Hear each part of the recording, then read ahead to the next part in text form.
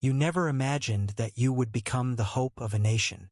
After all, you were just an ordinary village girl, helping your family with daily chores, leading a life as monotonous as it could be.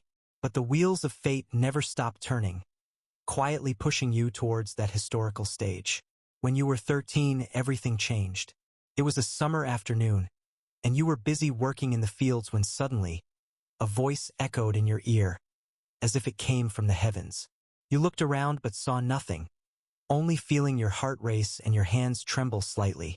This voice told you that you had been chosen to save France. At first, you thought you were crazy and tried to ignore the voice, continuing your peaceful, simple life. But it appeared again and again, becoming clearer and more resolute each time. You couldn't resist this call from the heavens. So, at the age of 17, you decided to stop running and began the path that was destined to change everything. However, a village girl wanting to meet the Prince of France sounded like a joke. With few belongings, you left your hometown and embarked on a thorny road. Along the way, you faced doubt, ridicule, and obstacles, but your resolve was stronger than steel. You knew this was not just for yourself, but for the whole of France. Before you even reached Prince Charles's court, you had become a legend, the brave, fearless girl chosen by God. Despite the minister's sneers, dismissing you as a mere country bumpkin, Charles saw the determination in your eyes. He decided to take a gamble, granting you military power and his trust. Finally, you had your chance. Wearing armor and wielding a sword, you led an army toward Orleans. It was a city that had been besieged by the English for over half a year, where many had already lost hope, believing the city was doomed to fall. But you were different. You knew that God was watching you, that you had a mission. You stood before the soldiers, and with a firm voice, you told them, "We will win." The battle was brutal, with blood and sweat intermingled, but you were fearless. You always charged at the front, as if your body could not be harmed.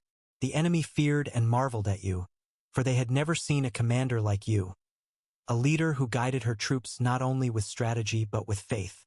In the end, Orleans was liberated, and all of France was astonished.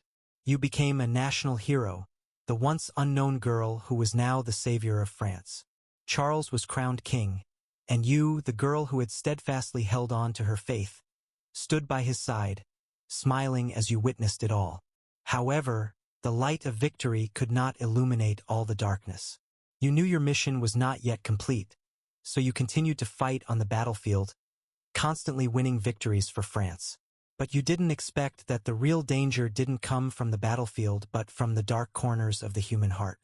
During one operation, you were captured by the enemy. The English and their allies conspired to break you, but you never wavered. In the end, they labeled you a heretic and tied you to the stake. You stood before the flames, your gaze calm and resolute, knowing that this would not destroy you. The flames rose, engulfing your body, turning your flesh into ashes, but your spirit was forever etched in the river of history.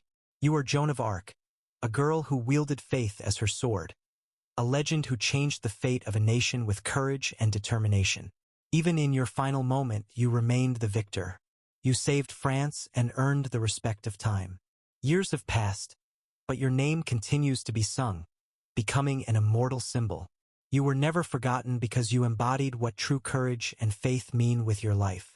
This is you, Joan of Arc, a legend of a simple village girl who became a hero of history. With unwavering faith and fearless courage, you made the world witness a miracle.